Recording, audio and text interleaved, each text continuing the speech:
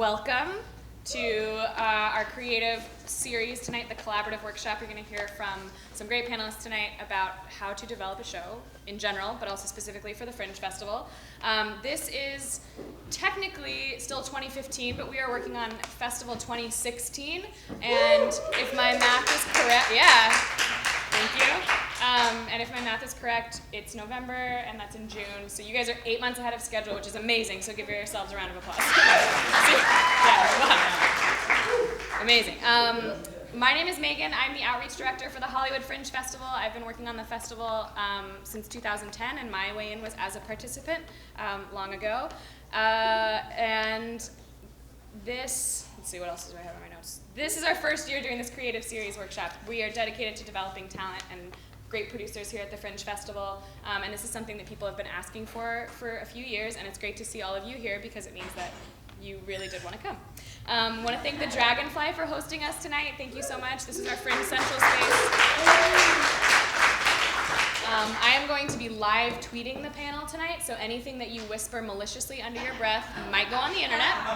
You can follow along #HFF16. We are also on Instagram at Hollywood Fringe. I also run that account, so you can please like all the pictures that I post there. And I am going to, you also follow my personal account and like all of those too if you want to. I'm going to go ahead and introduce Monica Miklas. So Monica is actually moderating our discussion tonight. Monica is a fabulous woman. She is also a 6-time Hollywood Fringe Festival participant. After all these years. And she, 5 times with Lost Moon Radio, which is a music and sketch comedy ensemble that won Top of Fringe in 2012. And last year she produced Hamlet Mobile, which was a version of Hamlet done in a van. She's also the annual giving and special events manager at the LA Chamber Orchestra. And with that, please give a big round of applause for Mon. Welcome. Megan? What's up? Hello. Hi. Thanks so much. And for coming out on a Tuesday in November and thinking about Fringe so early. It's so much fun. I see some familiar faces from last night. I have just cut myself quite badly. Oh, medic? It's just a paper cut. Maybe just a paper towel. Sorry. Well, this is inauspicious. But yeah, if you were here last night, tonight is going to be. Thanks so much, Stina. Tonight is going to be similar, but also very different because the style of work that we're talking about tonight is quite different. So just as a sneak preview, we have 3 different groups of writers here tonight, 3 different pairs. First, we're going to talk to Mason and Lindsay, and more about them in a moment. And they are a true writing team, just writing with each other. Second, we're going to talk with Ryan and Frank. They are co-head writers of a music and sketch comedy group. Full disclosure, it's one that I'm a company member of. And they work with each other a lot, but they also have other voices from the company contributing work, both in development and in the editing process. And then finally, we're going to talk to Dave and Kat from Robot Teammate and the Accidental Party, which is a musical improv troupe. And they develop work through improv. And so that'll be really different too. So with that in mind, let's jump in. This is Mason, Flink Lindsay Kerns. They wrote this year's award-winning hit, Max and Elsa. Oh. Right? It was great. It was really great. Yay. Well, and actually, guys, before we get started, I want to ask a question of the audience, which is, who's done Hollywood Fringe before? Woo! All right, about half. Who's written a show before? Okay, slightly more than half. Cool, great. So we got kind of a mixed group. So why don't you start by telling us more about yourselves? Sure. So my name's Lindsay Kerns. I moved out to LA how long ago? 5 years ago? 5.5 years ago. Mason always knows the timeline. 5.5 years ago to go to grad school at the Stark Producing Program at USC, where I met Mason. And since then, I spent almost 4 years working at Funny or Die, which is an online comedy destination where I was a staff writer and creative producer, and am now working as a freelance writer, mostly in the digital space. Hi, I'm Mason. Same story as Lindsay. Came here expressly for the Stark program at USC. I worked at Hulu for a while doing creative development, and then also started freelancing. Now I work as a writer's assistant on a Netflix show, and as a part of our show, we started the Norton School, which is an arts collective that sort of encourages collaboration among different platforms. So we have musical performances and straight plays and short films as well. Tell them the tagline for the. Oh, it's the Norton School for the Occasionally Self-Employed, of which we are participants. Of course. So you guys met at Stark. Mm-hmm. How did you go from being classmates to starting to write together? Well, we sat next to each other on the first day, and then as a part of the program, you have a couple short films, and you have to pair up with people. And I think we sort of, through the beginning of our first semester, realized that we had similar tastes. And when the time to have short films come around, we all had to pick teams, and we sort of whispered to each other, like, "Do you want to work on my film?" She was like, "Yeah, do you want to work on my film?" And then we ended up working on each other's projects, and that was the first time we worked together. And then after school, how did that go to writing something for the stage as opposed to writing something for film? Well, we were, that's a good question, actually. Now that I think about it, I don't know if I immediately know the answer. We both have a background in theater, and so I think that both of us have always been interested in writing for the theater, and particularly at this point in our careers, we were just excited to write something that we could have full creative control over, that could get made and seen like within a relatively short timeline, because I think we'd spent many years writing like spec pilots and stuff like that, where you're just kind of like hoping someone will read it versus hoping that people will come and sit in seats and watch it, and that you'll get to like hear their reaction as they're watching it. I think that for us as writers, that was just like something that was just like a creative itch that we really wanted to scratch at the time. And especially with the Fringe Festival in particular, it was something I had sort of been involved with peripherally for a couple of years, and so I came to Lindsay around this time last year. It's like, let's do a play. We pitched each other ideas, and then we sort of like, through that process, found something together that we were really excited about. And for people who might be brand new to Fringe now, can you tell them a little bit about what the show was? Sure. The play was called Max and Elsa, No Music, No Children. It was a Rosencrantz and Guildenstern of the Sound of Music about Uncle Max and the Baroness, the two people for whom the hills were not alive with the sound of music. Where did you get this idea? Where did it come from? We were just kind of pitching each other ideas, and I had for a long time been wanting to do something about the Baroness from The Sound of Music, whom I felt was just this overlooked and horribly mistreated character. And Mason sparked that idea, and then expanded it by saying, well, what about Uncle Max? He's in there too, and he has a whole story. And so that just very quickly, we just said Max and Elsa, oh, that's the play, like that's the play that we should write, and so let's try and crack that. Yeah. I think we were looking specifically for something that something that people could recognize, maybe something that had like some level of brand name recognition, or something that was easy to explain in a couple sentences. Mm-hmm. And so that certainly like ticked those boxes, but also, I mean, we just, Mason also performs in a band called Side of the Story, where he enjoys exploring like untold, I'll speak on your behalf, but my interpretation of your interest is, is that he enjoys telling a heretofore untold stories and other angles on like well-known stories, and that's something I've always been interested in as well. And so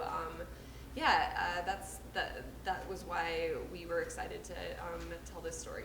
Also, I'm obsessed with The Sound of Music. Yeah, don't forget that. Also for us, we both had experience as producers. I did a lot of theater in college with Monica, actually, and part of it for us was deciding what can we produced the show as well, and a part of wearing many hats for us was how do we do something that is the easiest to pull off. So for us, it was like she said, I love writing music. But it was like, for us as a first show at the Fringe Festival, doing a musical seemed too overwhelming. So we were like, let's do a straight play. And then even thinking about like how big the cast was and what was the most manageable size. We had 4 characters, one of whom doubled. So it was very much trying to be economical and sort of in every piece for us. Yeah, and the economics of that actually led to what I thought was one of my favorite things about the play, which is that you never see Maria. And I thought that truly hysterical. Yeah, and that was really fun for us. That led to like a lot of the jokes, but also was an interesting creative challenge that we gave to ourselves. Like, how do you tell the story of The Sound of Music without ever seeing Maria? And yeah, that made it really fun. Yeah, it did. And also getting to have Rolf double as Mother Abbess was another. That was because we didn't want to hire a 5th actor who did in one scene. It's a waste for a person. Yeah. Yeah, so it sounds like for you guys, which is, I can't say if it's typical or not for Fringe shows, but the constraints of the Fringe were in your mind from the conception of the idea. Yes. Yeah, and that gave shape to what you ended up doing. It did, and especially in, like Lindsay did all of our graphic design, I directed the show, I wrote the music, like we were like very much like deeply involved in our show, so it was always at that bottom line of like, what's the easiest for us to pull off, what's the clearest for us to pull off, what's our message, and we having the Fringe and going to all these workshops really helped us hone and focus as we were preparing to launch it. Nice plug. Let's talk about how you go from this idea phase into actually getting into putting words on a page. Did you have writing sessions together? Did you work independently and then bring things back together? What was it like? We did a lot of research. As Lindsay mentioned, she's a very big fan of The Sound of Music, and I'm like a low to medium fan. So my knowledge was not as expansive as hers. So for me, the first thing was we were very specific about, okay, we're like, if we're gonna parody this, like we're parodying the movie. Did a lot like watching the movie, figuring out where Max and Elsa were at all these times, and sort of really actually made it like a really dorky like chart, soft word, like just every scene in the movie, and that's how we picked where our scenes were, just looking for like when are the characters on screen, what are they not doing, and then we just outlined a lot. It was really the first 2 months of working together was just getting together and like very big questions about story, character, making sure everything felt clear, sort of figuring out individual characters' like thematic statements. I don't know what you. Yeah, I forgot about that chart, and I'm really glad you reminded me of it. I think that like in those initial, so those are always some of my favorite, that's I think maybe my favorite stage of writing any piece is like that initial kind of dreaming phase where you're just like, what if this happened, and and then you're just bouncing ideas off of each other and trying to make each other laugh and trying to figure out like what the big moments are. And I think that we like pretty early on crafted some big moments that stayed in the script until the end.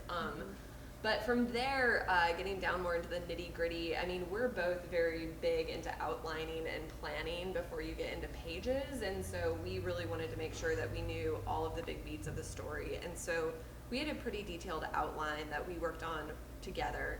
And then we just split up scenes amongst ourselves, and working in Google Docs, which I highly recommend if you're collaborating with anyone. It's very helpful.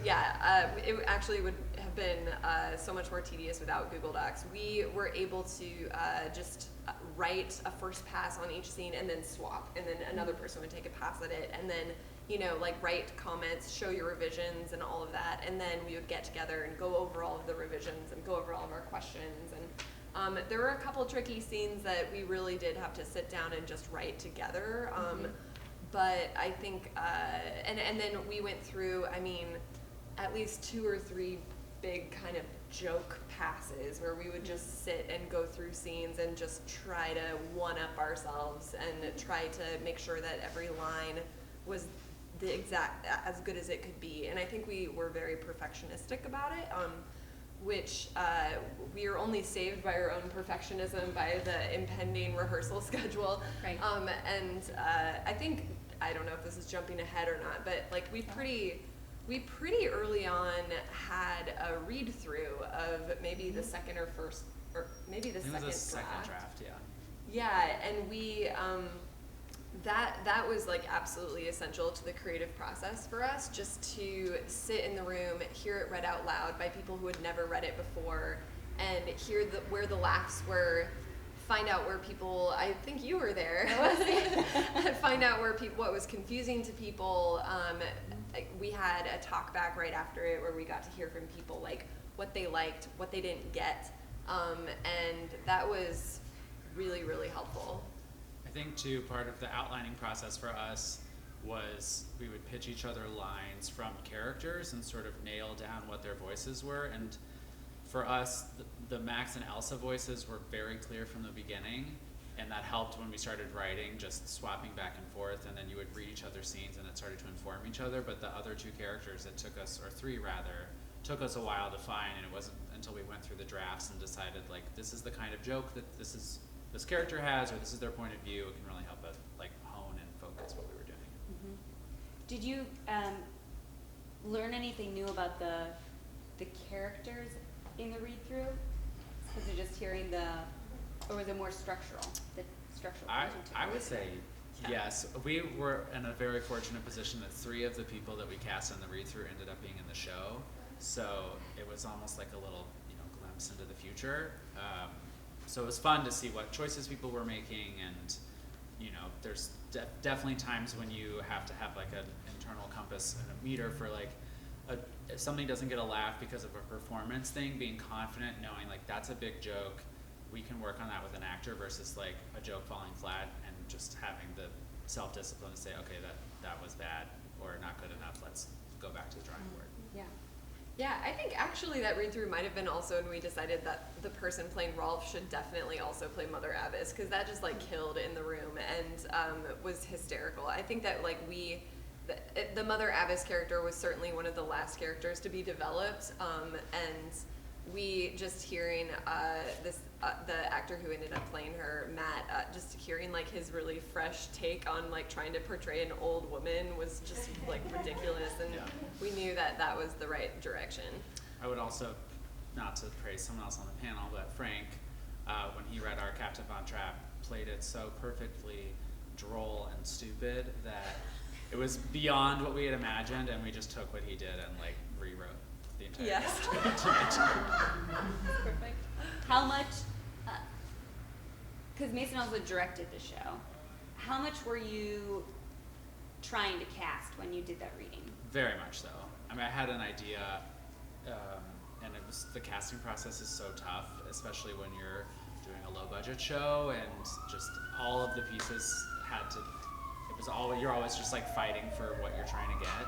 So for us, it was 3 friends that ended up being the cast, and then we held auditions for Max and saw a couple people, and it was Clayton, the person that we cast, I had seen in a show last year, Women, the extension that was at Theater Asylum. And just had remembered him in my head as a very funny person, and it was great. He came in and killed it. So. Yeah. When did your rehearsal process start? We started rehearsing at the beginning of May, and so for us, we were very like adamant before that really we wanted to have the script done actually before we did our Kickstarter campaign, and that was like a good deadline for us, because raising money is super time consuming, and as soon as you're in like fundraising mode, it's really hard to be in writer creative mode. So we had a draft of the script that we were pretty happy with going into rehearsals, and then we cut like 5 pages through the rehearsal process, and we're just merciless about.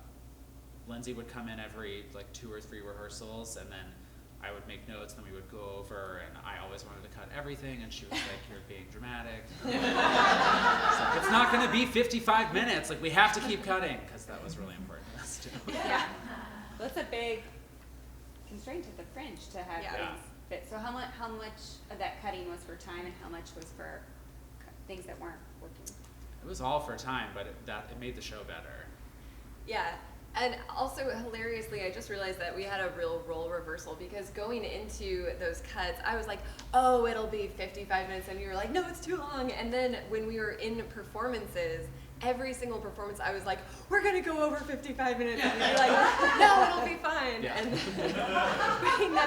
we never did go over 55 minutes. I think that we, I don't know, we also had like a really great cast that had an internal clock and kind of knew when to push forward and when necessary. But yeah, definitely, I mean, if I was giving myself advice a year ago, I would say it's better to be too short than too long. Like, definitely err on the shorter side. So Yeah, there were rehearsals where our runs would be like an hour and 10 minutes, and I was like having panic attacks already, because I've been like with Boston Radio when I helped out a couple years ago. It's like that loadout process is so stressful. If you are over time, it's just, you can feel the panic, and you're standing in the back of the theater and you're like, we're not going to finish on time. So the time constraint pushed us, and we cut a lot of stuff that was like anything that wasn't on story or developing character or a huge punchline. We were like, it's on the table for cutting, and that's what we did. We just kept cutting stuff, and it left behind like the jokes that matter, which are jokes that develop character or,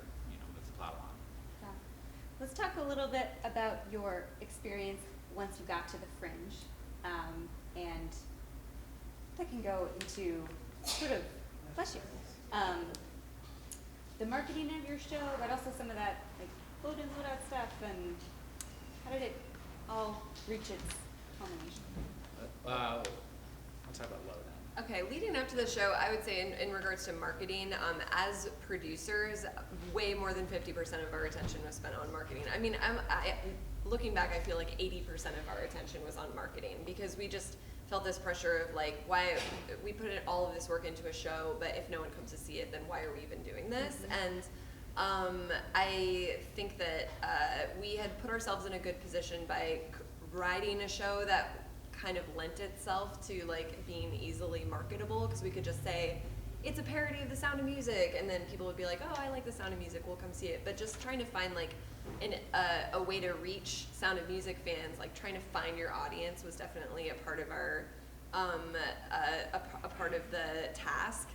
And then there's just like all the practical elements of like, we gotta print these postcards and put up posters and like create a Facebook event, and there's just like so many little things that go into it that I think like I definitely underestimated how much energy it would take to market the show going into it, but it was certainly doable. And being a part of something that's exciting like the Fringe Festival, it does help to be able to say like, oh, there's this whole Fringe Festival happening, you gotta go down and check it out, there's all these different shows, versus just trying to get someone to come like only to our play. I think that definitely helped. It was also the first big project we had done since moving here, and we tapped into our own networks first, which really helped in terms of ticket sales, and then encouraging those people to go and check out other shows, and it helped us have like a little bit of a base.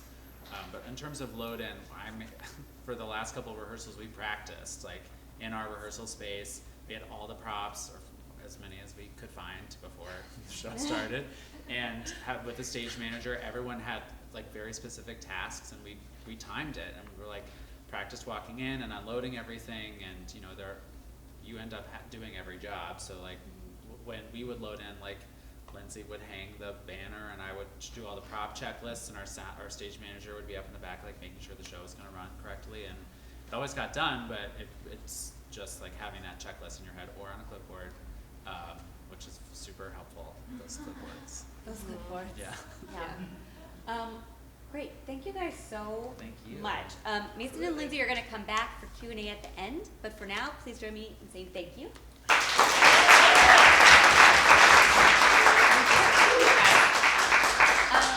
Ryan and Frank.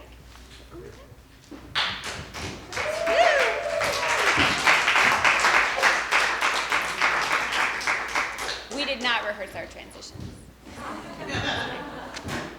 I'm not a director. Okay. Hey, Tom, come on. All right. Frank Smith and Ryan Harrison are from Lost Moon Radio, which is a music and sketch comedy troupe ensemble. Yeah, We that use sounds different right. words. Yeah. Yeah. Well, I'll let you guys talk more about Lost Moon. So it's Okay, me great. playing favorites. So Frank, you want to tell everybody a little bit more about yourself?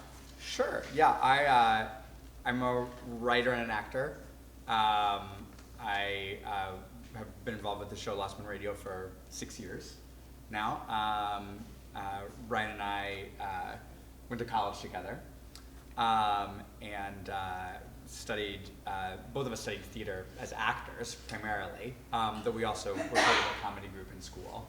And actually only really started writing together a number of years after college, when we were both getting more into writing and doing more sketch comedy stuff. Mm-hmm. Yeah, and then Lost Moon Radio as a group really came together. Ryan is also a musician.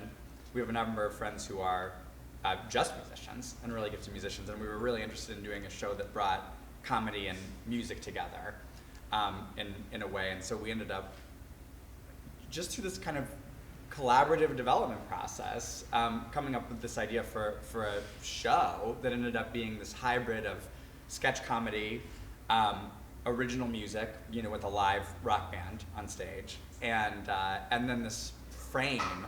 Our show always has a host. In the main format of the show, he's like this DJ character. So every time you hear a sketch or a song, it's like he's playing a track, playing a record. And he always has kind of like a storyline loosely over the course of the episode. So it is this kind of hybrid of a narrative format and the traditional sketch comedy format. Mm-hmm. Yeah. And that's basically my bio as well.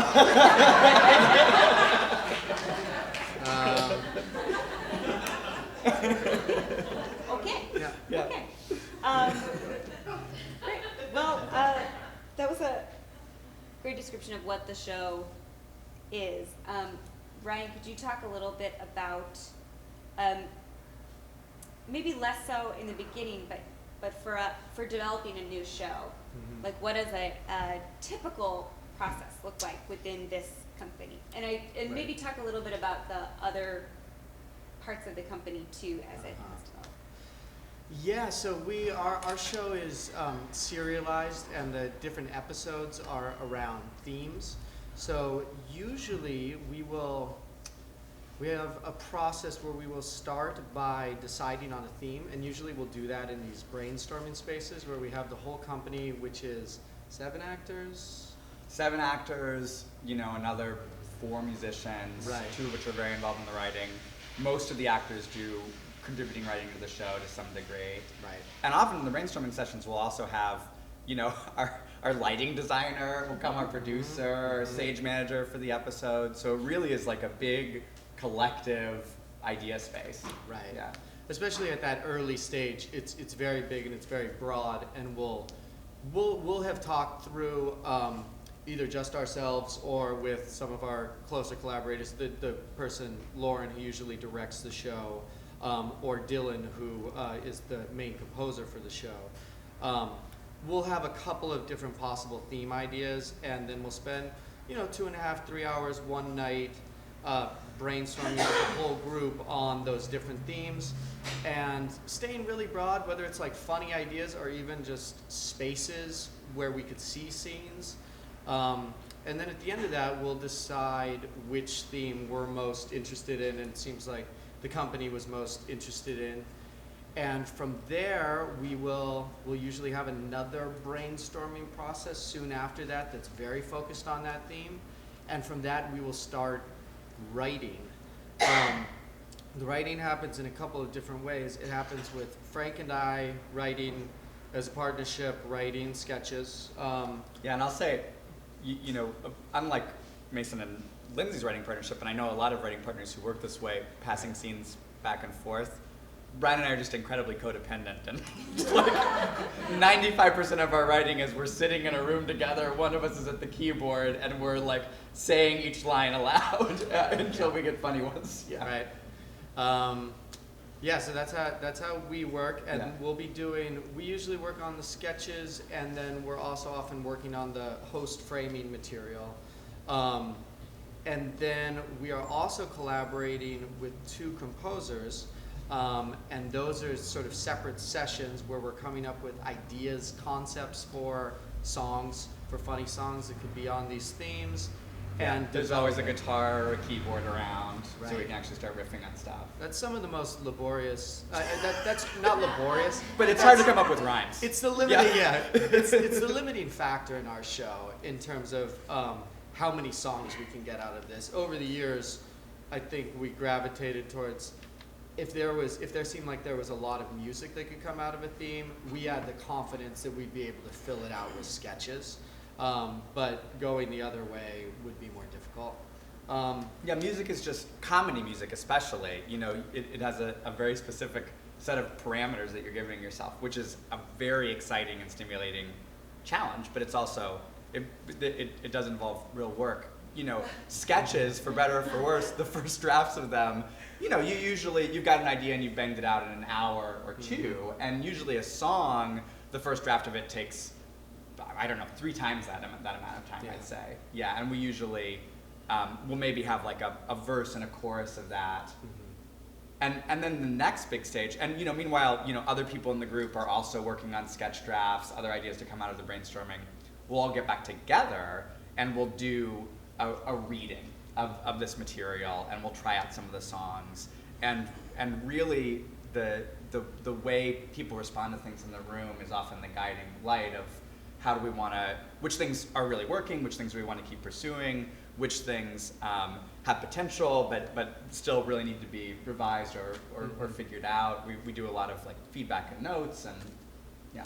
Yeah, and we'll see like what maybe the holes are. If we're dealing with this theme, we've conspicuously not dealt with that, you know, obvious thing that we could take on in that theme.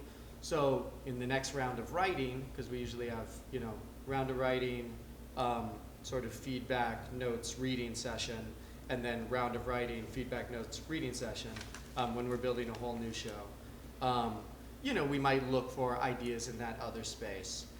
And then at the end of those 2 readings, I mean, the notes process, it's really, yeah, that's after we do a reading, we'll usually take like a 5-10 minute break and then sit around and go through each piece and give it like 3 or 4 minutes where people can say how they felt about it, what they liked about it, what they didn't like about it. What it made them feel. What it made them feel, you know. It's a real kind of writer's room setup, I would say, in terms of, in the kind of the TV writer's room model, in terms of an overall collaboration. I know that one of the things I see on this list of questions is about, I mean, notes and feedback and also revision. Yeah. I mean, our show is really built around an intensive amount of revision. And it's just this like series of rounds that keep solidifying and bringing it closer to what the final product will be. So we finally like sit down with a table full of note cards and a number of other people who kind of run the company. And the director, whoever the director of the show is always, and it's all the pieces we're considering, and we really rearrange them and figure out what the show's gonna look like and put a rough order together, and then we do a reading of that, more feedback, we start rehearsing things. There's always a few things that are cut for time, and we do revisions right up until the show is performed, and then Which we would after it's opened. Yeah. Well, our show has a particular element, which is that most of the shows that we do, because our show is also performed in this kind of radio format, the actors are standing at microphones with music stands. So they're actually on book. And that does allow us to do revisions pretty late. But we have also... It's a constant negotiation. Yes, exactly. What lately? Right, yeah, exactly, because of course it increases the stress level of everyone involved not to know what things are going to be. You know, we have done variations on our format. The Fringe is a space where we especially love to do that. We did a show a couple of years ago where the whole thing was like a tribute concert for a fictional producer. That was all performed off book in a fully staged way. The year before that, we did this glam rock musical children's show called Roger Woodhouse's Androgymnasium. That was all off book and it's pretty ambitiously spectacular for the Fringe. Yeah, just in terms of load in and load out. Yeah, and when we're doing an off book show, you know, we definitely try to have things locked a week out. You know, but one great thing about the Fringe is also, you know, we really take advantage of the preview night performances. You know, doing a preview and then always like the couple of days after that are spent intensively. What did we learn from that? What are the adjustments that we can make? And then having some time to rehearse that going into the real opening. Yeah. So that's basically the extent of the process. I think there's, you know, as we go in the rehearsal process, we continue to make revisions. Because Frank and I are also typically actors in the show, sometimes we're not, but mostly we are, there starts to be a real moment where we want to stop writing because we need to get into the space of acting and learning these things. We don't want to be in the room while we're all supposed to be acting and thinking about, we should change that word. Yes. Which we've been in many times, it's just a drag. Shifting hats is a big part of it. Totally. And So I we find also- that's yeah. true for most people that I know putting shows together at the Fringe, because even Right. if you are playing just one role, writing or acting, generally the people putting the show together are also very involved in the producing. Right. And I do think as much as you can know the role you're playing in a particular moment, and be focused on that task, the more satisfying the experience is going to be, and I think the better the product is going to be. Yeah. You know, we often start the brainstorms with a warm up, and we usually light a candle before we start writing. I mean, you know, there's a lot of stuff that I think as theater performers we're used to doing, particularly in the acting and in rehearsal process, that really help you shake off what you're bringing from the outside world and move you into the creative space. That stuff is just as valuable and effective in the writing space, in the brainstorming space. I think it makes even sometimes just sitting down for a production meeting, I think it really makes a big difference to connect as a group, leave behind the outside world, and focus on the creative task before you. Yeah. Yeah. Ryan, could you talk a little bit more about writing music and how kind of the different people involved and what they're bringing to the table? Yeah, the music writing process, I mean, it's funny, when we started working on this show, we didn't know how to make the show, and we didn't know how to write music as a group of people. So we tried writing music first and putting words to it. We tried coming up with ideas and writing songs about that. We quickly realized that there was no real sense in writing music before we had an idea that we all loved, that we thought could be a song, and then pairing that with a genre. Dylan, who we work with as a composer, is very excellent at knowing genres and even micro genres, having a sense of, oh, this is this type of song, this is this type of song. He brings a terrific amount of specificity, Right. which is very fun playing. So often we will get like, you know, maybe 10 ideas that we think could be songs, and then we'll go and pair off into groups of 2 and start to do drafts. Usually it's, you know, myself and a composer and Frank and a composer, and we're trying to kind of hash out. We usually go for a verse through a chorus. And if we can get through that and it's, you know, and it's funny, then, you know, then it's probably worthwhile to go a little further. But you can usually tell if it's not working after that amount of time, it's probably not going to work.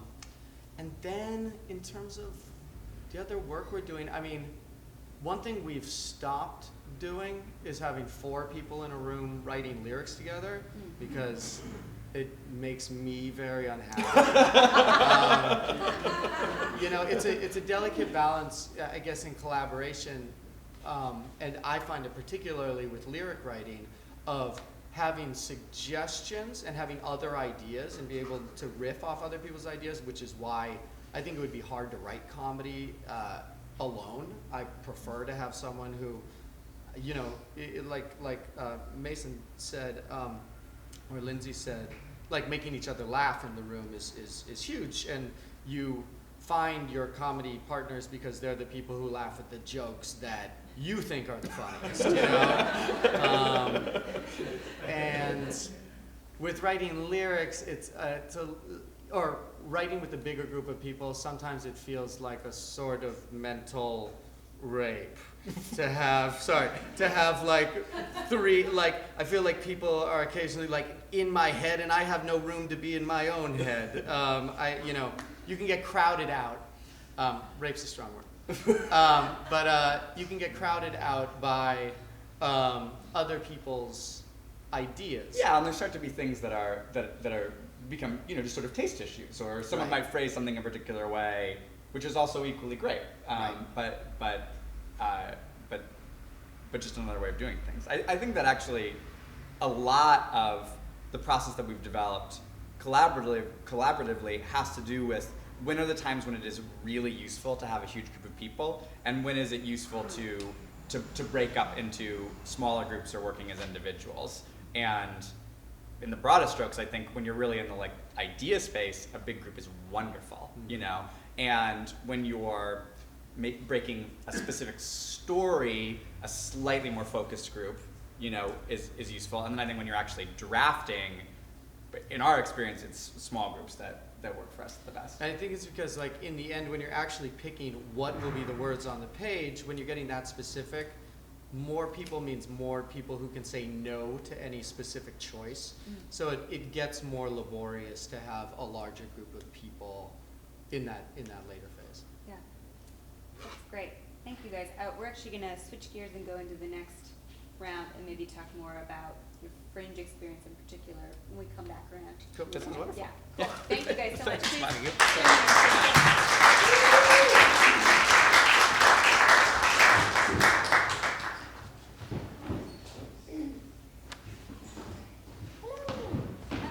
Welcome.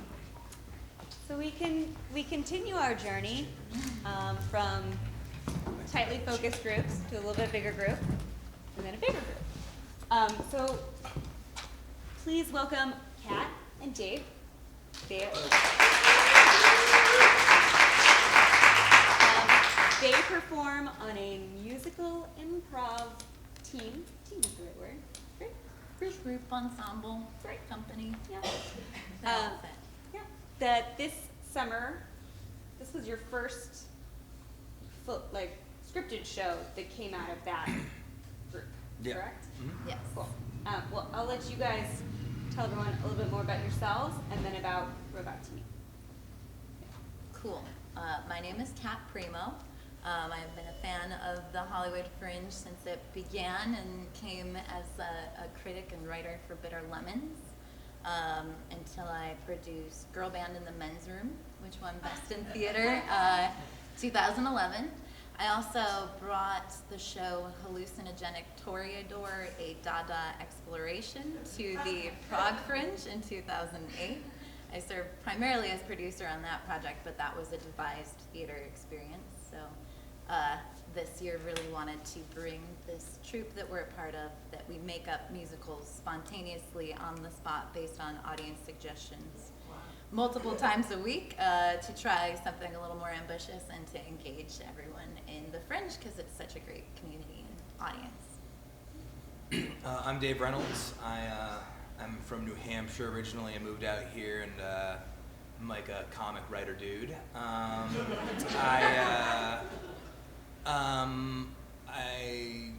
been with this troupe since day one, and we make. She was not. No, I'm sorry. Two. So day two.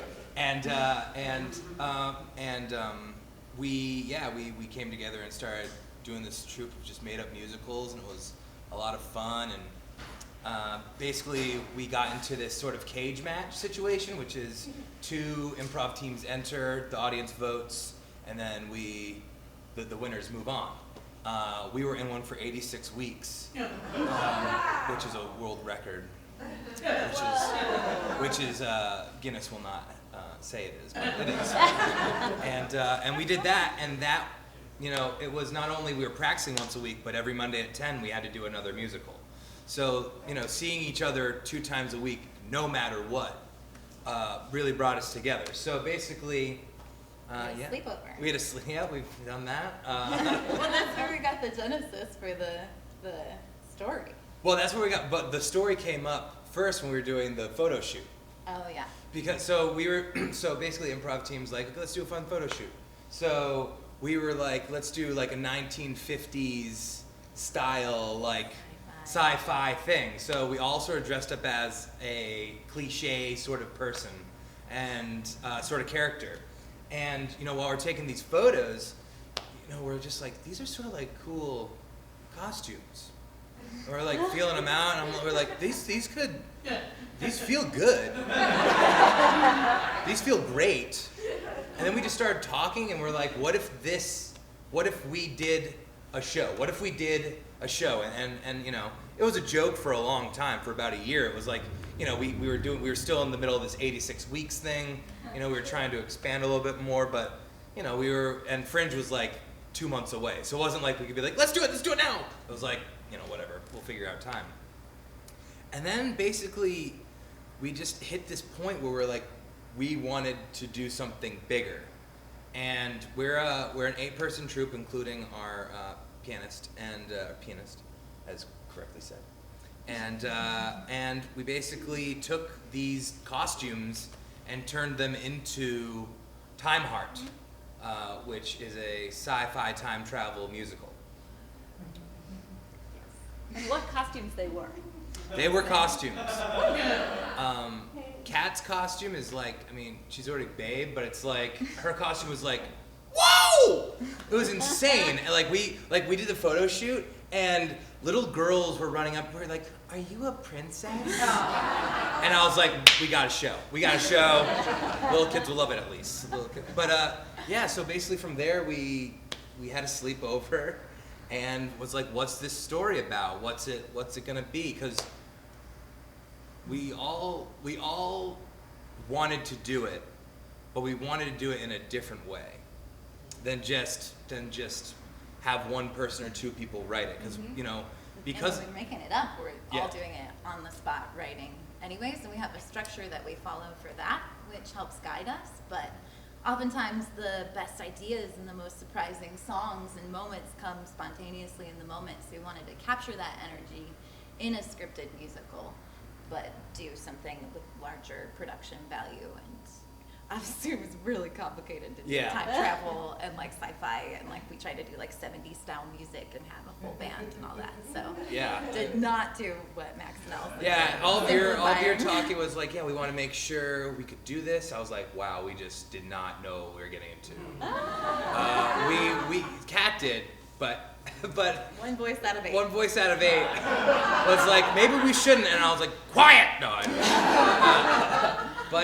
basically, our process was we all outlined it together a couple hours before the Monday show. So we'd meet at 8. Our show is at Have a Drink. Yeah. And we'd start outlining the show from start to finish. We wanted to do an hour 10 show because we wanted to do an hour and a half in the slot, so we didn't have to pay that extra half hour, and you know, it was a little bit tighter. And we basically just like talked it out for like several months, because we basically started right after Fringe ended, so we had a year to really go for it. So it wasn't like, oh, we're rushing. So we were meeting, and we had a Google Doc, and that, you know, was always changing and being added on to. We had the outline, and from there we transitioned into improvising off of that outline. So we'd say, okay, this is the scene where these 2 characters meet, and it very much was character driven. That was what we first had, was the characters from the photo shoot, except for my character, which became more of a narrator of it eventually over time. But then we just kind of were like, okay, this is the scene where you 2 meet for the first time. here's some things that you could use in your tool bag, go. And we film it, and then we transcribe it and pick the best things from that. Yeah, I mean, the script, I mean, you know, there's more, we'll say more to this, but a lot of specific weird moments from those improv things were like the biggest laughs in the show. So it was really great. Like, there was a part where Algan Altice, who is like the Doctor Who type character, he's like this crazy British guy, and he makes up a word, quince, and my character doesn't understand it, and like, he just did that once, and we were all just like, what the hell are you talking about? And we're like, that's what the audience will do. So, and it was great preview night, that quince, because that's the other thing about working with 8 people. It's like, not like you guys are great because you guys get to talk to each other, and it's like, that joke's not good, that joke, it's like, sometimes it's like 4 versus 4.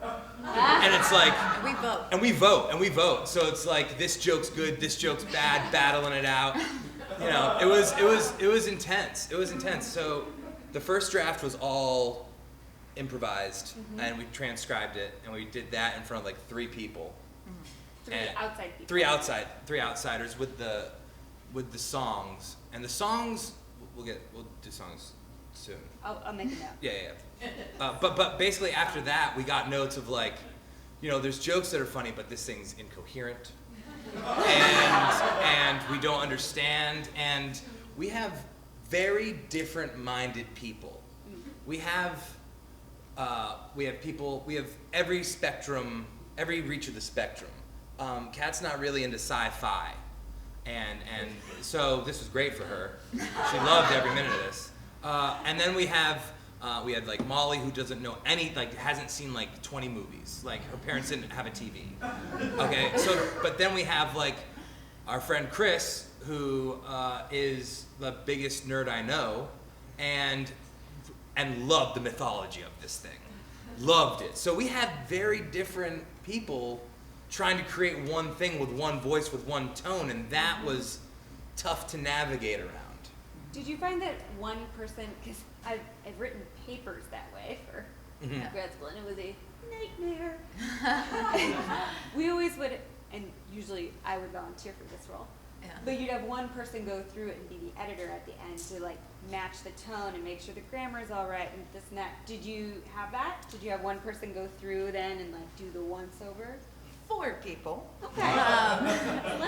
We did another read through, and this one we opened up to our like creative mentors and people that were writers and people that we respected. I invited Ryan; he did not come.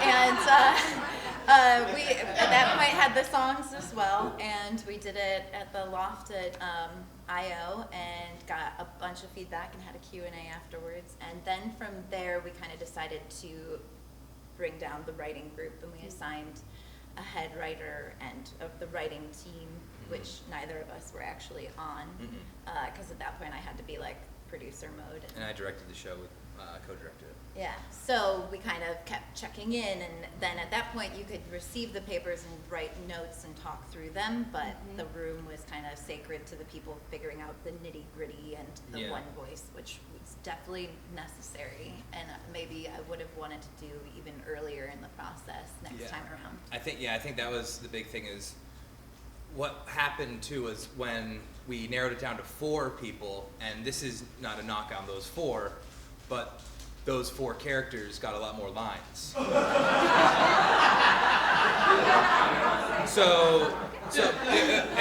and you know, had whole arcs, extra arcs, and people were like, but it's interesting because like the notes were like, noticed that, like the people who were at that first read were like, hey, we noticed these things, and I played the lead. I was Bruce Greenstreet, and that second pass just didn't have a lot of lead in it, which I was like, whatever, but no, but like, you know, it was a protagonist-driven story, and you can't have Mulan not say much.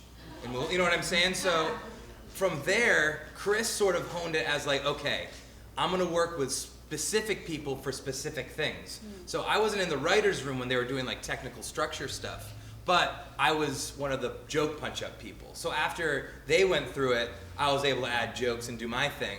But we sort of, and Kat was a lot of lyrics and a lot of like Kat and Molly were a lot of does this make sense? This doesn't make sense. This doesn't make sense to us, and we've been here for 75 days. Please explain how time travel works in this universe. You know, and it's interesting too, because Chris, he went to NYU. He's a very smart dude, but he's very, He's performing right now, else I would have invited him. Yeah. And that was more of a mental molestation, but call back. And but what was interesting was he sort of knew how to get the most out of each person. So he was really able to hone in on people who Molly, who doesn't know much about sci-fi and stuff, drew a graph of our show, and was like, "Does this make sense to you?" And he was like, that's gone, because we needed it to, because another thing is, we want it to be kid friendly. There's no swears in it. We wanted any high school or middle school to be able to pick this up and make it. So we did everything. So we built the sets, the music was written by Sam, but we wrote our lyrics for our specific songs, and then Kat went through those lyrics and made sure, she's in a band called Sumo, and they're amazing. So she's like sort of the resident, lyricist. And Sam Janitis, our musician, our piano player, was working on his personal musical, Annabella. So he wasn't really able to be there for like the lyric stuff. Mm-hmm. So that was a way we all got to do things too, which was great. Like we all have our stamp on it. Yeah. But it somehow turned out to feel like one voice, I think. Yeah. I've never seen it, but it's okay. So each character wrote their song lyrics personally? Mm-hmm. It was the process to get a little more in depth was people would find songs that were perhaps from other musicals or the world and were part of their inspiration. Mm-hmm. We already knew where the songs kind of came in, somewhat following the structure that we use for our improvised musicals. And kind of what they needed to be. So there's different songs about like wanting something, just a charm song that's just something light that floats and makes it, a breather in the script and different things. So we kind of had those and then improvised with Sam on that. And there's a great recording of Chris improvising his song, and he didn't know any of the lyrics, but he knew he had to convince Bruce Greenstreet, so he's like, he's gonna figure out these words eventually, but for now he's just beeping at him. Yeah, he only knew the last line of the chorus. So he's like, da da da da, the nebulous at night. Yeah. That's like a whole recording. That's like the number 3 most listened to thing on my iPhone. I find it to be hysterical. And that process was interesting too, because some songs were one and done. Yeah. My song was one and done. Molly's song was not one and done, but like had that basic thing.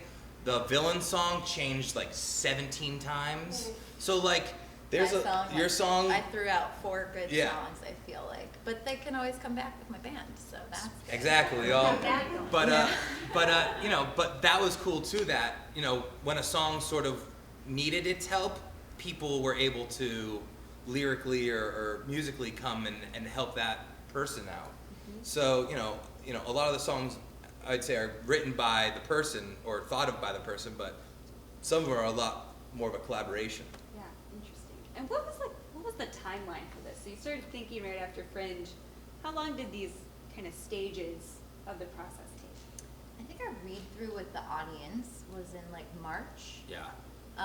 So then we had with the bigger audience, the second read through. So the large idea, after kind of mulling on it and joking around about it, and then slowly improvising it before that, was ideally set to be done by April so that we could start rehearsing, since we were directing from within and still revising and building the sets. And we, during our run through like a week before opening, were 20 minutes over, and our preview was 20 minutes over. Oh, wow. I don't know if that's accurate. 15 maybe. There was no one after us. There was no one after us. We were fine. Monday night, no other show was even in the Fringe. They didn't even know about it. So like a week before we're like, cut this, like I'll vote on that, yep, I'll vote on this, okay, yep, you know, just like Hands raised, just yeah. chopping. And chopping. And that's what's kind of good about improvising and being used to that is like, sometimes the magic that happens is great and sometimes it's not, but you gotta keep doing the show regardless. And the fact that we were so used to just being like, oh, that thing I just spent 2 weeks on, gone? Sure, you know? It's like by the end it was just pretty cutthroat and just like, that's what you have to do to service the piece. Yeah, and everybody's babies were getting killed. You know Lots what I mean? of Like everybody's like joke they loved. Like it was like vote now. You know, like Yeah. it was. They were, you know. So, but everybody felt that. So no one felt like, oh, I don't want to vote out this joke because, you know, Brian's gonna feel hurt. It's like, no, I'm voting this out because it doesn't work, and we all felt that way. So there was no like animosity after or jealousy or anything. Yeah. Was there any other ways you had to manage all of the personalities in the room in that process? And Yes. do more people end up having to do the work of tending to the group? I mean, Kat was the producer of the show, and I was the director of the show, so we both had a lot to do. We all had a lot to do, and we all have had specific areas that we were focused on. So Chris, or Miles, who was Antagano in it, he designed and built the sets, but we all built the sets, you know, and we all went to, you know, different homes and built them, but like, we all had things, so we all were able to specifically put ourselves in places where we could be utilized, and through that, no one sort of felt, or hopefully no one felt like unused, and because, you know, we're an improv troupe, there was this sort of, and everybody was equal, there was this sort of lax feel to things sometimes, which was interesting in its own right, and like sometimes pro, sometimes con, but because everything was sort of ebb and flowing, I feel like people were able to have the personal conversations they needed to have personality-wise and not feel like, oh, I'm taking away their one thing. It's like, no, we're all doing everything most of the time. We definitely had a wonderful decompression afterwards. The suggestion of Monica and Jeremy Aluma helped give me like an outline for it, which I think was really necessary because sometimes too there's issues brought up in the process that we had to just be like, the show must go on, so let's talk about it afterwards and try to make it better for the next writing process should we have one. And we have those after making up a show too. Mm-hmm.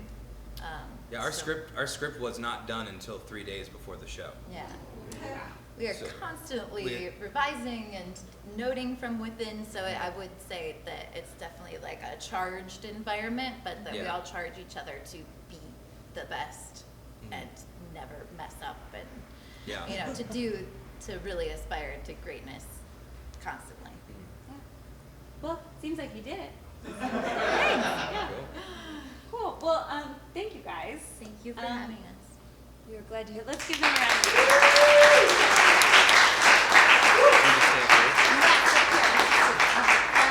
and now I'm going to have everybody who's talked tonight come back up, and we're going to do Q&A.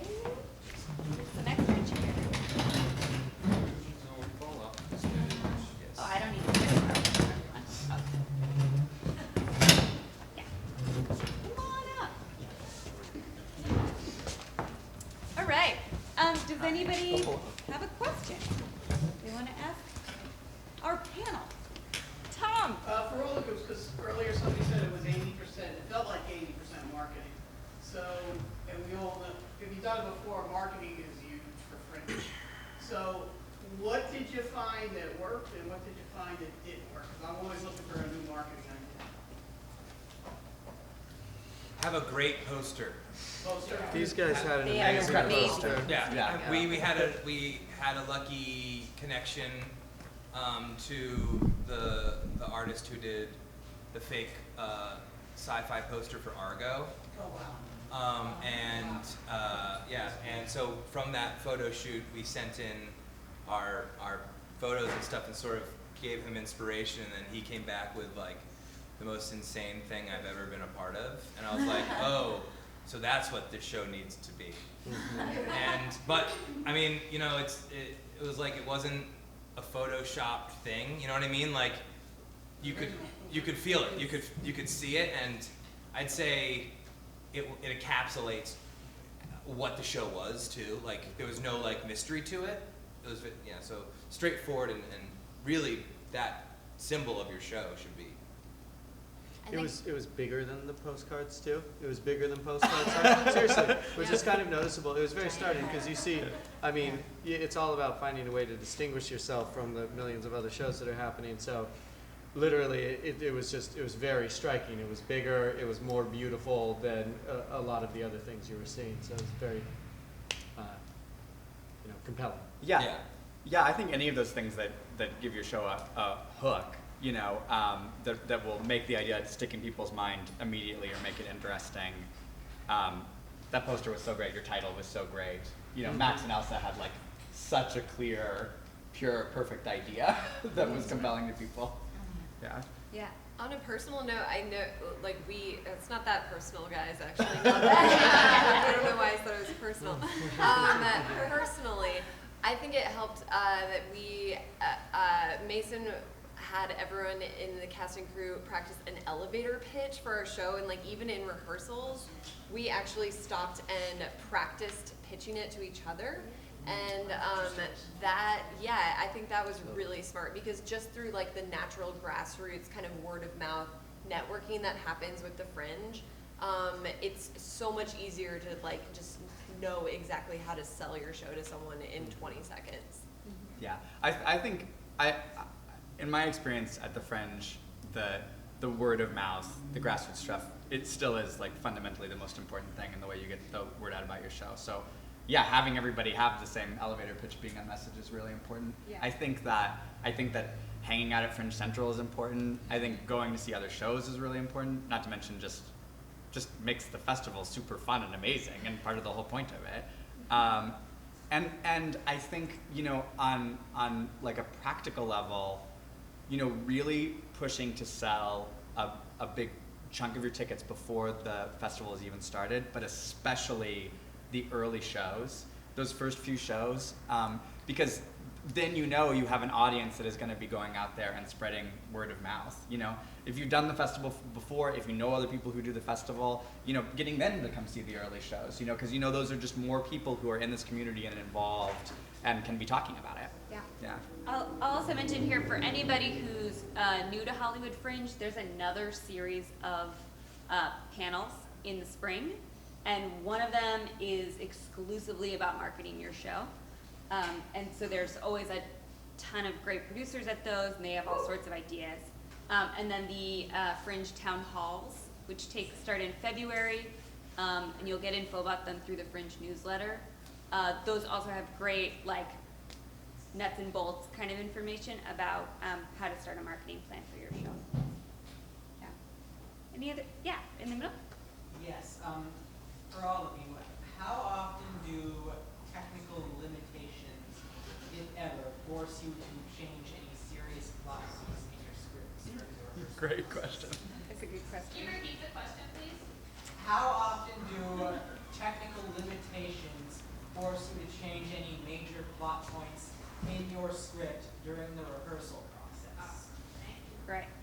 It's definitely smart to keep that in mind the entire time. I think that the space we were in had beautiful lighting that really allowed our piece to feel sci-fi and other dimensional. But one day the lights weren't turning on 5 minutes before curtain, So there's Fringe things that people will accept, and then there's other things that you can try to keep in mind the entire time and cancel out. I really wanted less props and sets in our piece than we ended up having. And I would say as little tech as possible is the best choice always. Yeah, definitely having, for us, it was a wonderful position to be in, but we added 2 shows during the run, and it was in a different space. So we actually had to restage the show during the Fringe Festival. And because when we were doing the blocking, we focused on stuff that was very simple, and we had very, very limited set design that allowed us to take that sort of approach and move it into a bigger space and not have it feel dwarfed by volume. So it was really just especially in a play that's period, it's like we could have gone all out and had period furniture and period appropriate props and everything, but we made a choice early on that we would just have one banner in the back, sort of like evoking Vienna and Salzburg, and then costumes, and that was about it. Like everything else was just blocks and chairs and a table. I think we had one in the back now. Come up to the front. Hi. This question is maybe for Lindsay Mason.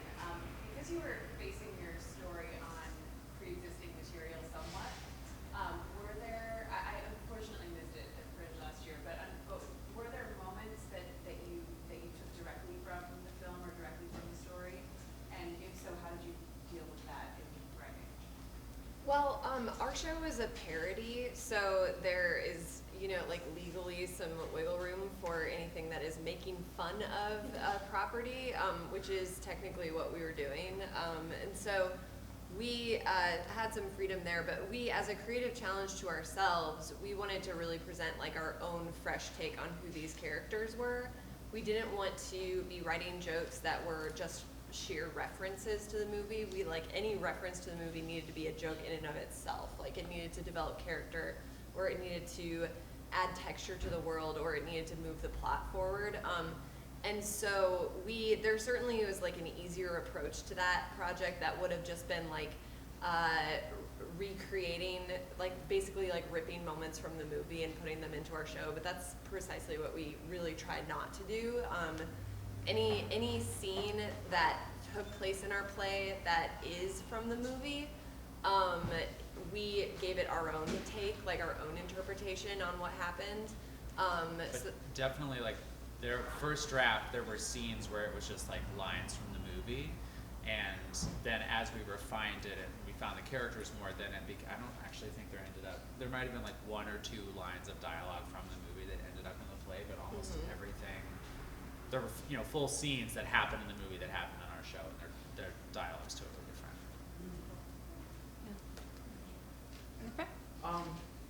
To whatever degree you're comfortable with this, once you had whatever it was that you put on the stage together in terms of costumes and props and sets and all that, what did you spend money on, and how much did you spend on those things?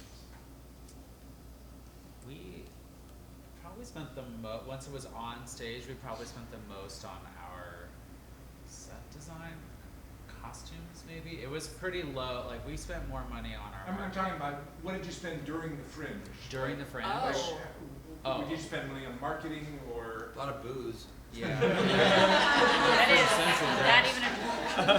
Yep, actually most of our costs were done by the time the Fringe Festival started. Okay. Other than, we perishable props yeah. donuts and water. We were buying water bottles for the cast. Forgetting. Yeah, oh, other the than vending that. machine has water. Yeah. Well, part of it for us, in terms of how, we as an incentive, and we were really grateful to be able to sell at all of our shows, but for us it was paying our actors and our crew people. We sort of, before we started, we said we'll go through the run, and then based on the success, we had sort of milestones for what we wanted to do, and then because we were able to have such great success, we were able to share that reward with everyone that was involved in the show. So that was really important for us going into it, and that was our highest cost after the festival started. Anybody else? We paid our band. Yeah, I think the largest amount was that at the end, paying out all the talent. We paid the band at the onset of the run, and they were even greatly discounted rate. Yeah. Friend band, boyfriend band, and then having some success in deciding to pay ourselves for the year and a half of work was so fulfilling. That's a great $2. It's a great get rich quick scheme. Yeah, really where the money is. I've heard two of you talk about selling out your shows. What do you think contributed most to that? I was going to say to him earlier, one thing that we had to benefit was that we had already been building our audience in the improv sphere, and they were really eager to see something exciting and different from us and in a different format. So here we are coming from this very irreverent, not very well, I don't know, improv's a different scene, to have people like, oh, I can actually like buy a nice ticket and it's for you guys, and we had merch, and we had, and you know, we had a fundraiser a month ahead, but we'd been blasting out the image as soon as we received it a couple months beforehand, so our first show was sold out just from people who were excited, who love us, and so the standing ovation was just like, of course, these people are stoked, it's something completely different for them, and you should always be aspiring to be doing something completely different, I think.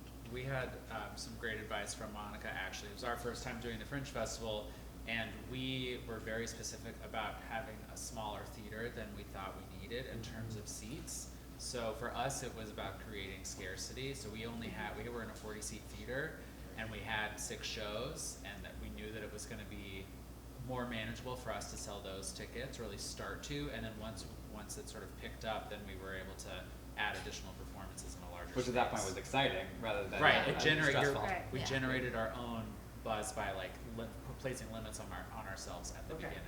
Smart. Yeah, and I would say for things that I would say for all 3 of these groups is having that kind of clarity of vision and really having a clear, and this is a writerly task, which makes it feel really appropriate for this group, having a very clear way to talk about your show, and in a way that you kind of test it on people, and they're like, oh yeah, okay, like they get it. You don't need to qualify anything. 1-2 sentences, they're like, yep, I'm in. Yeah. The elevator speech. The elevator speech. Yeah. And there are all kinds of creative ways, again, that you can, if your show is new, even if you don't have a pre-existing audience, you know, educate the prospective audience on what your show is. Like a clarity of message, the Facebook invite, you know, making a little video. It doesn't have to be anything elaborate, you know, where either you're talking about the show or people are seeing images of the rehearsal, something so that when anybody who's interested and maybe on the fence about am I going to come or not can get the clear message and the thing that is exciting that's going to draw them in.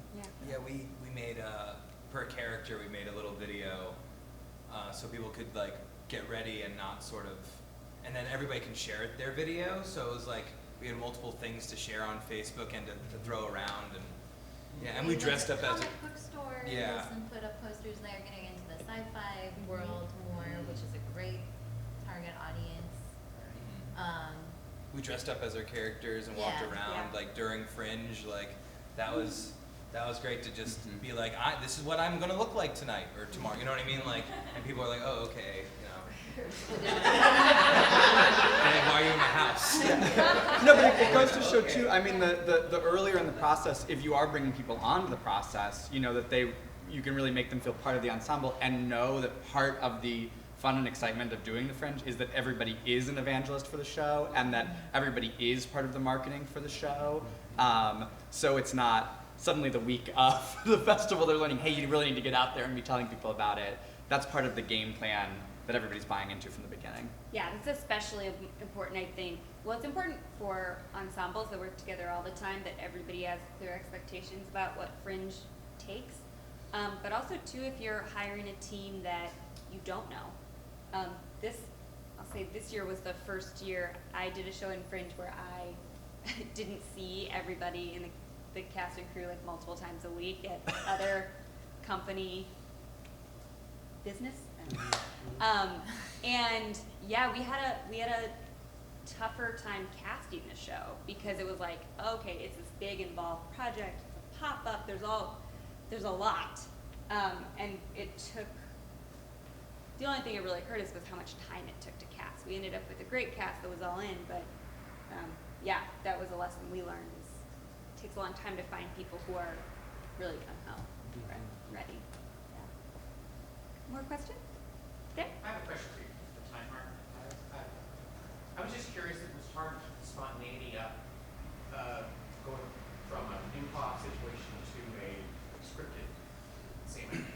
Yeah, I mean, it was interesting. There are moments in the script that are like, and this is made up. Oh. This will be made up that night. Because there is something about watching one of our shows when we're making it up that's like, we wanted to have that same feeling of like, I know theater is still like, you'll never see the same show again, but like, there are like moments in Time Heart, you know, second show that like, will never happen again because the heart didn't fall and Kat, Kat didn't make a joke that slayed. You know what I mean? Like there are things, but we always try to keep that sort of ebb and flow, and we always follow the funny too. Yeah, and it's good to have that big group to know if the ideas are good or not, but with that spontaneity also comes the acceptance that you have to just kill some things. So it is a challenging juggle to be like, yeah, I got this great idea, I'm going to share it with everyone. Oh, they hate it, it's terrible, it's done. I'm going to try again, it's a constant. When we tried to extend things, or like the first night I did a joke that like went on like 30 seconds too long, and then everybody was like, great, stop that. It was really funny. No, it was great, but we went 15 minutes over. So it was like, I cut that down. But we did have a lot of moments specifically like this, you will make this thing up, and then some of those got cut out just for feasibility. Like one thing was Kat's character, one of her characters she played, because she played multiple, was she'd offer, or Chris would offer her something that was like of this time period, and she'd be like, oh my gosh, what is it? And I was like, every show brings something different. As a director, that felt okay to say. As a producer, she was like, what the fuck are these things gonna be? I gotta, you know what I mean? Like, so some things needed to transform. Good cup, bad cup. Yeah. What were your cast size, and next time around, would you do a bigger or smaller? Good. Let's go down the line. Yes. We've done different shows at Fringe, so typically our show is 6 cast members. 6 to 7. 6 to 7, and then a band of 4 people. We've done as small as 2 or 3 and as big as 5. Yeah. And then one year we had a couple of dancers. Right. Yeah. Again, I think it's like, I think at the Fringe, less is definitely more. So, for instance, our band, we've tried doing the band with only 2 people, and we lose that like rock and roll element. So basically, to do what we would call our typical show, we wouldn't do less than 3 band members. We would do as many as 5 if we could, if we had the money for that many. And if we had the space on stage, just those kind of things. And if people could commit to the dates, the logistics, it's going to be easier with 3 people than 5 people. But honestly, I mean, of the things that are complications with the Fringe, like the load in and the load out, actually more people is one of the easier things to swing. It's actually props, set pieces, costumes, gear. For us, I mean, a challenge is that like, it's not just 4 band members, it's their instruments, these microphones, that actually takes up a lot of space and makes it complicated. But I love having a big group. It's a tremendous energy, and I think when you're talking about ensemble developed stuff, the other thing you're really signing up for that is like all the voices and creative voices in the process, which is both a challenge and a joy. We had 4 actors. I think having done a Fringe show, I would probably be willing to do something with more people, but I think it's also just the story dictating how many people and listening to what the story's telling you. And for us, there were options. We could have added other people, but we just kept honing down. It was like really just about 2 or 4 people, 5 characters. We are an ensemble of 8, and we have a general partnership with the state of California, so we are legally obliged to continue working with that many people. Our band was 3 people plus our accompanist. I think if anything, going smaller, props, sets, and time travel sci-fi world would be the choice for the band. Yeah, we had a lot of stuff. So I did a Fringe show last year, and right now we're in the process of expanding out for life after Fringe. Are you guys doing anything with your shows for the future, or is it dead? There will be an online version of Time Heart that we recorded one of the shows, and that's edited together and will be online. And then we are trying to do it in other places but we're also trying to write our next one and do a bunch of stuff. We're working on murder mystery. We're still doing all of our improvised stuff. So that, I mean, yeah, there's thought of continuing with it, but I think afterwards we were kind of like, let's take a break on this story for a while. You mentioned the high school thing. I didn't know if you would ever. I mean, that was just a general feeling that I wanted the play to have. Like everything was, I wanted like everything to look sort of homemade. So just because that's what, I don't know. I saw this play in middle school. Like somebody made like Return of the Jedi, and it was like a different version, but like with high schoolers. And I was like, that's like one of my favorite things I've ever seen. And they made like these crappy sets, but I loved it so much. Did you go to high school? No, the sets were great. They were great. They were great sets. But that was more, I just wanted anybody to be like, oh, if they can do all of this, and we weren't like carpenters or anything, and we built a time machine. So it was like, I mean, not a working one. But next year, the extension. But yeah. Yeah, we don't have any current plans to stage it again, but we're certainly open to it. You know, if all the stars aligned, and we certainly have some hope, some vague hope of bringing it back in some form at some point in the future. And for us too, it's just as a show that launched the Arts Collective, it's like using those same people over again, and either in different capacities. Like in the short film we made a couple weeks ago, we had people behind the camera, in front of the camera, and it's building out that community as well for us. You know, we do the sketch comedy show as well as some more specific conceptual shows, and we've grown to really think of everything in the show as being a potential spin-off for something else. It's almost like a farm for other potential projects. So I think to us it feels like nothing goes away. We would almost always be interested in. At most, they're sleeping. Yeah, exactly. Yeah. Yeah. But looking back, I mean, we're developing a project right now that came out of like a sketch we first performed at the Fringe in 2010. Exactly. Yeah. So we're and very actively in our company right now, we're looking at our kind of the many characters we've created and thinking, oh, could we fill out that world? Can we do a show around that character? So it's sort of an ongoing thing for us. And the Fringe has been, we started performing at the Fringe, like, I guess 15 months after the group started was our first Fringe show. So it has been such an amazing home to come back to, both as a space for incubating new material and bringing like fully developed material that we just want to showcase here. It's an awesome creative space. Can I try again on my money question? I'm trying to get my arms around how much money goes into putting a Fringe show together. And you've had 3 different experiences. Maybe there's 3 different answers up here. I think you're looking for a total budget number? Well, that's what I was trying to say. After you've put your set together and things like that, beyond that, but just go with what you know.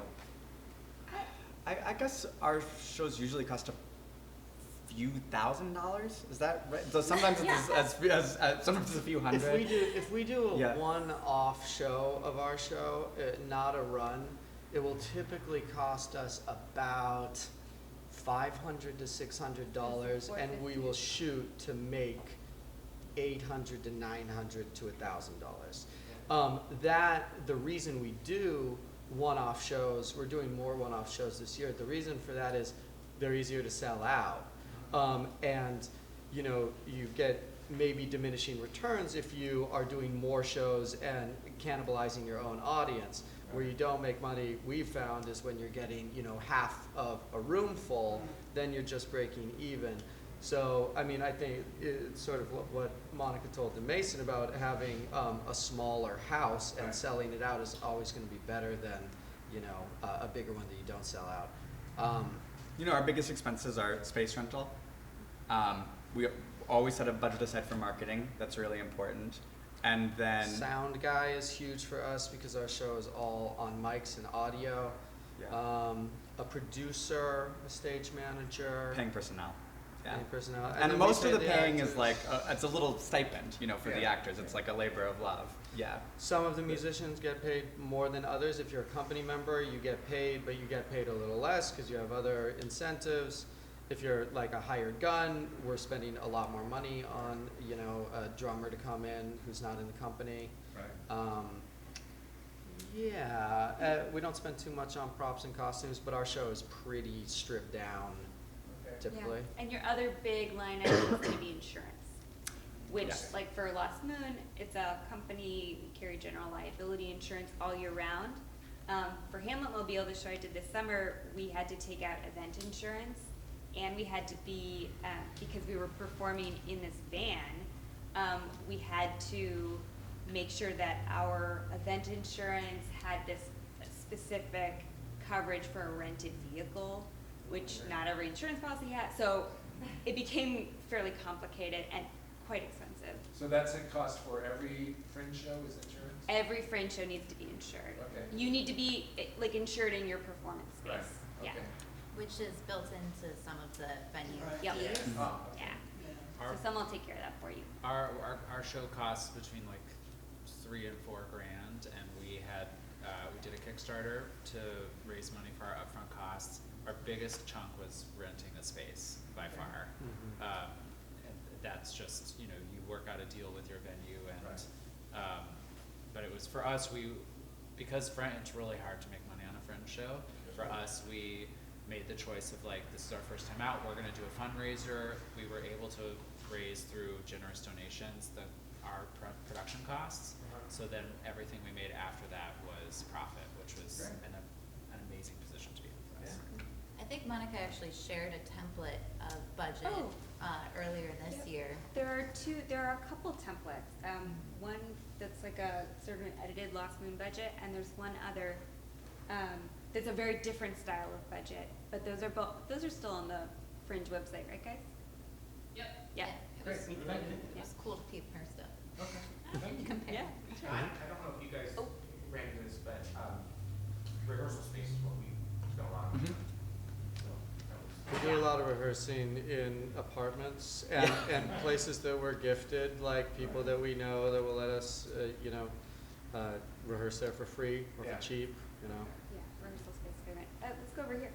Thank you guys for your shares and stuff. I had a snafu. I'm a performer, and I got a writer, and I got a director, and I ran into a snafu of pushing the writer to do the script on time, and then I had the director who wanted to cut lines, and I had to keep my director and writer away from each other. And I'm a performer, so I was like, I just need the script so I can memorize it. Yeah. I just need the script. Yeah. You know, and it became this whole thing of I had to change hats and play referee and stuff like that. You guys sound like you all get along so well. but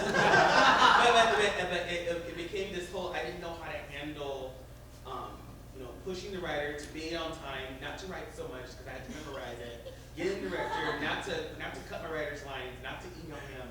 You know, it became this whole thing. How do you ease, how did you guys find that nice easing into writing the script on time, cutting lines, going into director mode? How do you Didn't It happen. just doesn't happen. It didn't happen I would at say all. have a contract. Right. People are obligated. But ego happens. I mean, it sounds like you were also the producer in that Yeah. sense. It's not much. I I think- didn't expect to Like, be. is this Yeah. your brainchild? Like Yeah, this- it was my brainchild. Okay, It was yeah. a solo show. Having Yeah. a producer who can step in and then like be the mom or the dad to everyone in a situation like that, I think is like really crucial. And I mean, You need a proactive producer who's as Yeah. passionate about the project as you are. Yeah, If you I bring had, on I had a another producer. He was like, here's some flyers. Right. Ah, Yeah. okay. Yeah. Like the involvement of a really good creative producer who kind of like, understands their job and enjoys doing their job, Right. I think is like the greatest gift to any production. And Yeah. Yeah. So it's about And who pay. can protect cudgel or your, anything, you yeah. know, your time and space, can Yeah. protect like your needs as the role you're playing. Yeah.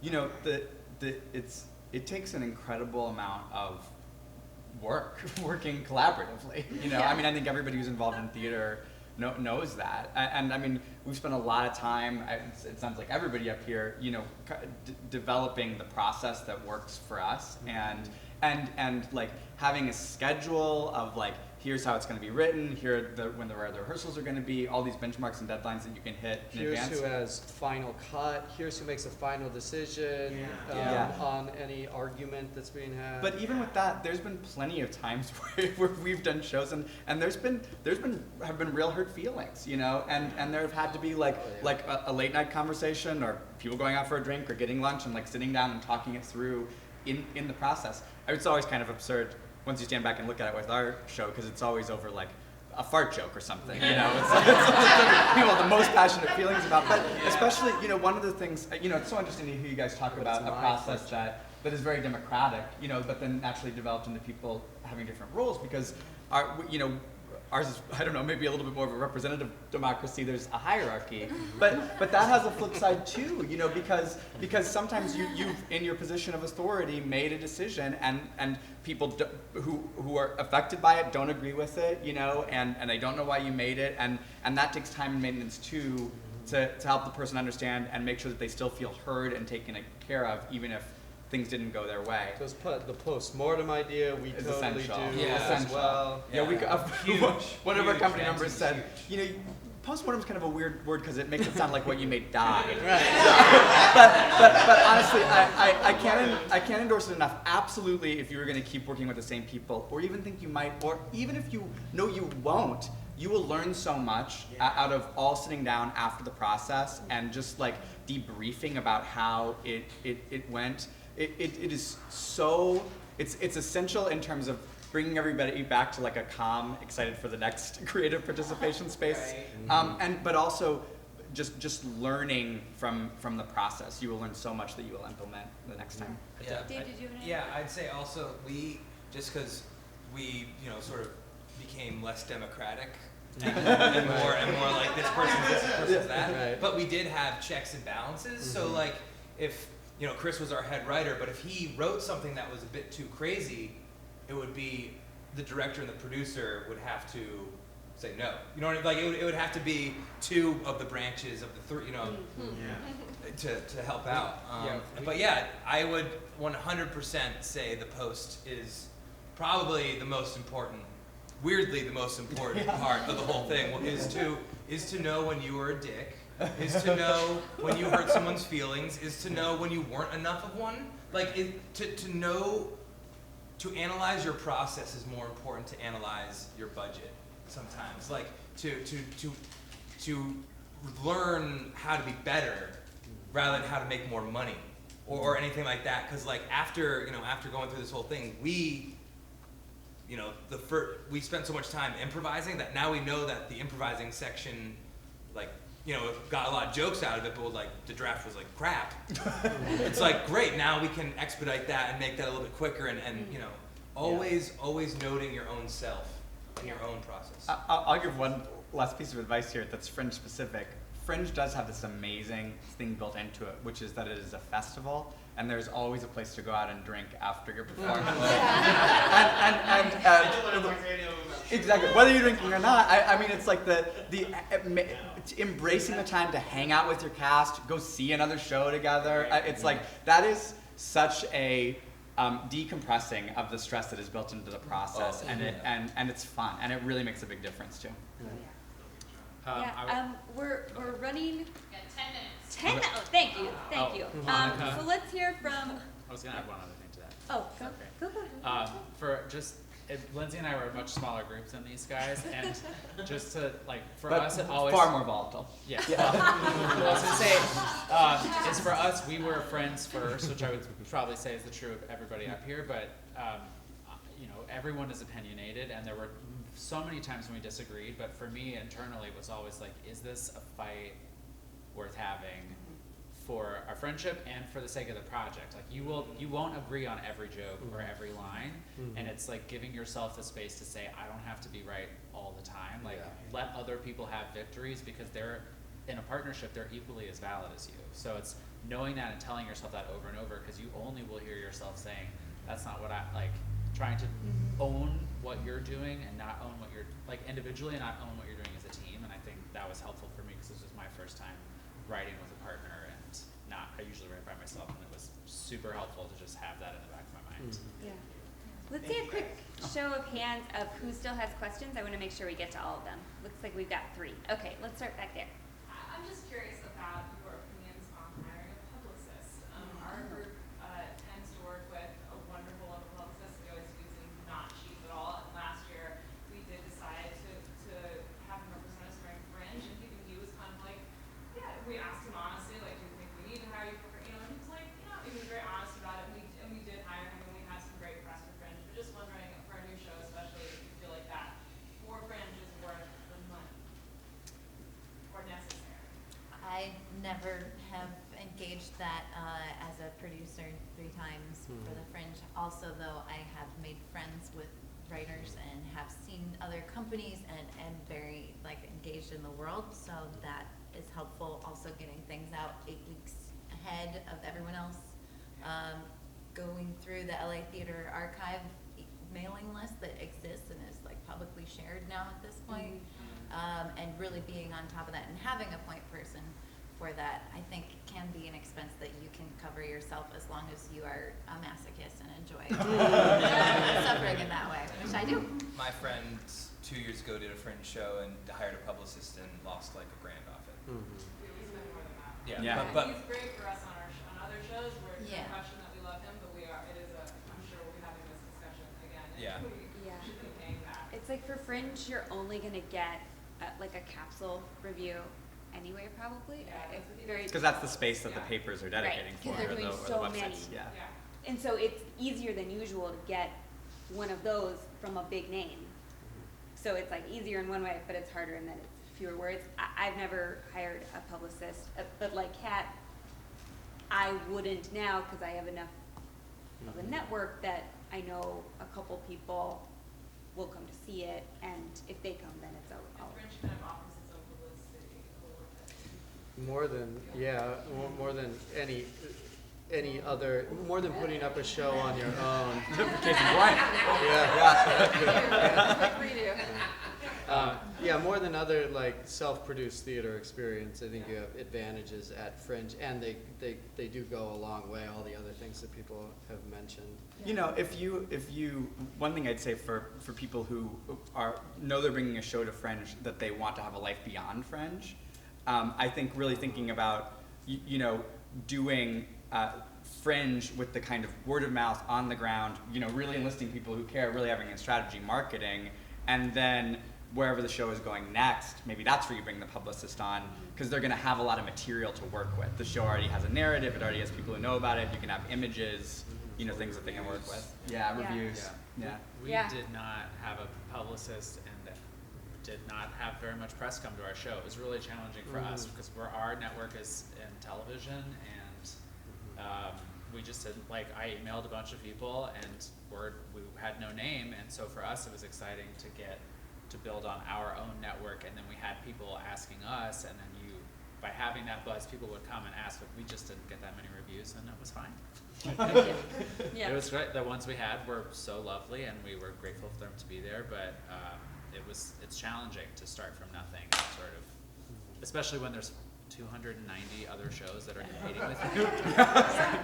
There's also that self-reviewing thing, with the Fringe, if you can write your own reviews for shows, and getting people to those first shows, encouraging to do that, I think also goes a long way when, a weekend, you as a potential buyer can look and see what the reviews are of a show by other Fringe people. Yeah, I encourage people to make that appeal at the end of their show. The post-show announcement at Fringe is huge, and do that ask. It's like, if you liked the show, please take 5-10 minutes and write a few sentences about it, on the Fringe website. Cool, let's switch gears. Where's our two? Let's go in the back and then, you guys are all just so different. Even just looking at you, to like answering questions, all of your facial features are like completely different. It's so fun to watch from here. You know? Thank you so much. My question becomes, how do I follow you guys? I'm brand new to the area, and the Fringe thing's all new to me, and it's so intriguing. But I just want to be able to see what you guys put out in the future. I'm gonna do this one real quick because Megan, are you on Twitter? Yeah. Megan's been live tweeting this, so you should go to the HFF16 hashtag, and any of us who are on Twitter will be there. You can follow us that way.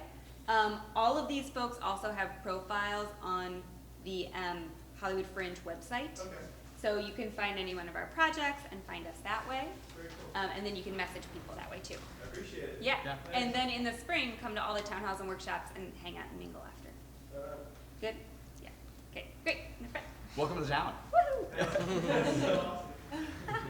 Dave mentioned that one of the criteria for your show was that it was could be done for high school people. And the Fringe shows are all over the map in terms of adult content.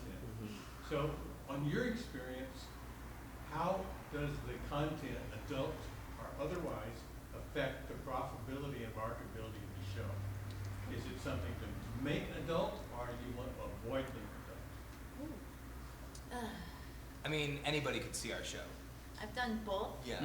I think just finding your specific, very particular marketing corner is the strongest thing. So like, girl band was like, we're rockin' babes, you know, and all the people that wanted to see a rockin' babe show came. But like hallucinogenic Toreador, no one knew us there. We were like walking the streets and we're like, we're all these weirdos with these crazy mustaches, you know, like, come to the show. And we were top 5 pick of the Fringe because people were like, look at those weirdos, you know. And that was definitely adult, surreal, you know, strange thing. So I think both this promote the fact that you're adult if you are. Yes, I think you should definitely be clear about the scope of it. Yeah, because you can lean into it and it can be an asset. It's part of your identity. Just in the same way that doing an all ages show, you know, can also really stand out, especially if you lean into that. Yeah. Yeah, from what I feel like I know of other Fringes, having not been to a lot, but like hearing the vibe about them, like sex does sell. If we're talking that kind of adult here, but I think there's less of a tradition of that growing at Hollywood as opposed to some other Fringes, where it seems like there's like more explicit adult content, like people really lean into that. I don't think a lot of people have hit it from a sex perspective, well, except for that one show. The Marquis de Sade show. Well, yeah, and the Marquis de Sade show, that's a good example though, because it's like you're not gonna out-sex the Brazilians who show up at like Fringe, you know? Like, so a lot of that kind of people who are looking for adult content will probably go to the most adult content show that they heard about that they can't resist, 10:30 on a, you know, Thursday night or whatever. That's true too. Yeah. We did the What the Fuck show, and we pushed, we're having liquor and What the Fuck, and it was at 10:30 at night, all the shows. Yeah. And it was all adult. Yeah. Can you do one more question, Mon? One more? Yep. Yeah. Anybody got one more question to take it home? All right. Okay. Oh wait, I've got one for them. Yeah, good. How do you get a girl to like you? How do you get a girl? What? Oh, Lauren has a question. Lauren, we'll do yours. Actually, this is for you. Oh, well, I'm not on the panel. Well, you have so much wisdom to share. How you approached doing your show, which was so amazing. Hamlet Mobile? And Oh, who did gosh. writing on that? Oh, well, actually, Aside from Shakespeare. that is an interesting question. So Hamlet Mobile was a devised meditation, if you will, on Hamlet in 8 pieces, 8 vignettes. And Lauren Ludwig, our director, who's also a company member of Last Moon, she led the 4 actors in the piece through a devising process where they did a lot of different exercises. I know she uses a lot of viewpoints in her work, and they generated material that way where she would kind of give them little tasks like, okay, we're looking at to be or not to be today, and you've all brought one object with you, and we're in this apartment, and you can use the couch and the sink and the stairs. Take 20 minutes, and then show me something that has this. So there's all these kind of weird little In this tasks. real workshopping kind of process. Yeah, real workshopping. And she would take notes, and then they realized that grief was really the way that they all were relating to Hamlet, and Hamlet's central feelings of grief about the loss of his father. And so with that in mind, and then with all this workshop stuff and personal stories from them, she then took 2 weeks and wrote the 8 pieces, which mixed Shakespearean language, or the actual text, and some modern language as well. Yeah, and then So it's one more collaborative model. yeah, that's a whole nother model that we didn't even get into. Yeah, there you go. Well, let me do my last question real quick. Does anybody have anything in the works for Fringe next year? Yes, some Yeah. musical. Yeah, we're gonna do We're gonna do a we're gonna do a musical. We're gonna do another one.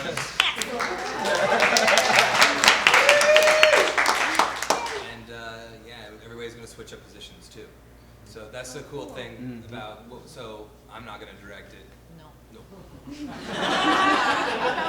She'll probably produce it. But yeah, it's just we're all gonna try different things, and the parts are gonna change, like the leads and everything. So that's yeah, we're doing it. Super exciting. Don't know. All right. We don't know. We don't know yet either. Yeah. but I will say, I mean, you know, we took last year off from doing a Lost Moon show, and a full half of the company did other shows at the Fringe. So it inevitably calls everybody back, you know, or many of us back as audience or performers, you know. So we'll see. Yeah, cool. Well, everybody, thank you so much for being here tonight.